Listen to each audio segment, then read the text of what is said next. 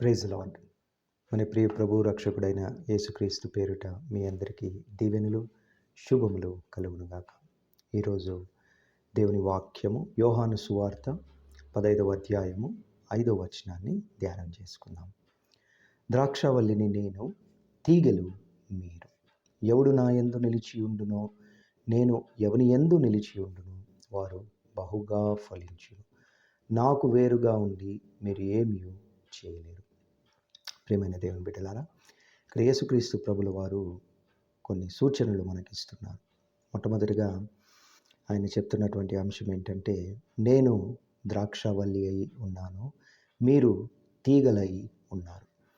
ఏ విధంగా ఒక చెట్టు దాని యొక్క తీగలు మరియు మనం దాన్ని గమనించి చూసినట్లయితే, ఒకవేళ ఆ యొక్క తీగ ఆ యొక్క చెట్టు నుండి వేరుపడినట్లయితే క్రమక్రమంగా అది నశించిపోతూ వస్తుంది. అంటే దానికి కావలసినటువంటి ఆ పోషక పదార్థాలు ఆ యొక్క చెట్టు నుండి వేరు నుండి దానికి లభిస్తుంటాయి.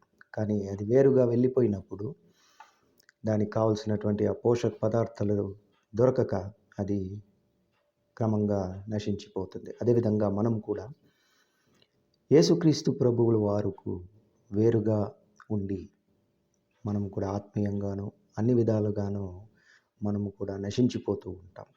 అందుకే ప్రభుల వారు మనకిస్తున్నటువంటి సూచన ఏంటంటే, మొట్టమొదటిగా నీవు నా యందు నిలిచి ఉండు. కొన్ని సందర్భాలలో ఈ పరిస్థితుల ప్రభావం వలన మనము విశ్వాసంలో సన్నగిల్లిపోతూ ఉంటాం, ప్రార్థనా జీవితంలో సన్నగిల్లిపోతూ ఉంటాం, మరియు దేవుని సన్నిధానాన్ని కూడా మనము క్రమంగా రావడం తగ్గిస్తూ ఉంటాం.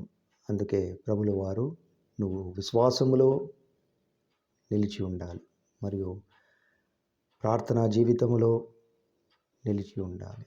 అదేవిధంగా దేవుని సన్నిధానానికి రావడానికి మనము వెనకాడకూడదు. ఎప్పుడైతే మనం వీటి నుండి వేరు అయిపోతామో క్రమంగా మనము నశించిపోతాం. ఆత్మీయంగాను మరియు శారీరకంగా కూడా మనకు కావలసినటువంటి ఆ ఆహారము, ఆత్మీయ ఆహారము లభించక ఆత్మీయంగా నశించిపోతాం అనేటువంటి సత్యాన్ని యేసుక్రీస్తు ప్రభువుల వారు మనకు నేర్పిస్తున్నారు. అదేవిధంగా మనము పేతురు ఎప్పుడైతే యేసుక్రీస్తు ప్రభుల వారితో ఆయన పార్ట్నర్షిప్ అంటే భాగస్వామ్యము వహించి ఆయన చెప్పిన ప్రకారం నడుచుకున్నప్పుడు ఆయన ఒక గొప్ప ఫలభరితమైనటువంటి జీవితాన్ని ఆయన చూసినాడు, మరి ఎక్స్పీరియన్స్ చేసినాడు.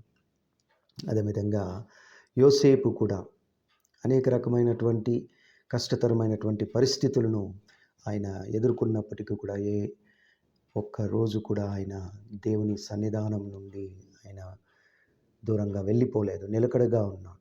అందుకే దేవుని వాక్యం చెప్తుంది, నీకు ఎలాంటి కష్టతరమైనటువంటి పరిస్థితులు వచ్చినప్పుడు కూడా నీవు విశ్వాసం నుండి వేరుపడద్దు, నిలకడగా ఉండాలి విశ్వాస జీవితంలో.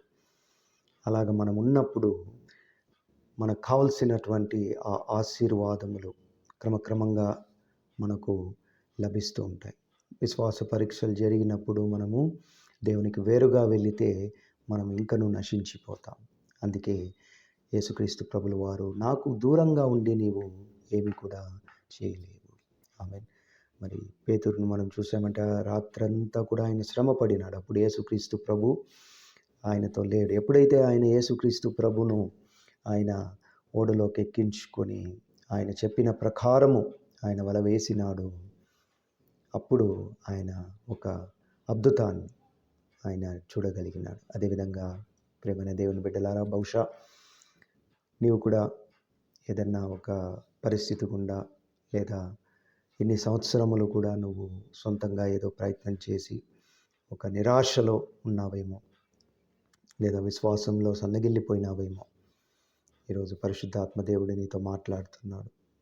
నువ్వు మరలా ఆ యొక్క కనెక్టివిటీ ఏర్పరచుకున్నట్లయితే మరలా నీవు ఫలభరితమైనటువంటి జీవితాన్ని నువ్వు జీవించగలవు. యేసుక్రీస్తు ప్రభువును నీవు సొంత రక్షకునిగా అంగీకరించి ఆయన యందు విశ్వాసం ఉంచి ఆయన చెప్పిన ప్రకారము నువ్వు జీవించినట్లయితే నీవు మరలా ఫలిస్తావు.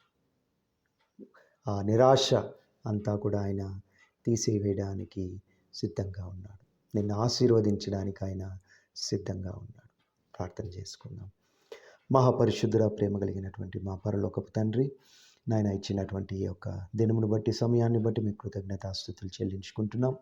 ప్రభువా, ఈరోజు ఇచ్చినటువంటి వాక్యాంశంను బట్టి మీ కృతజ్ఞతాస్తుతులు.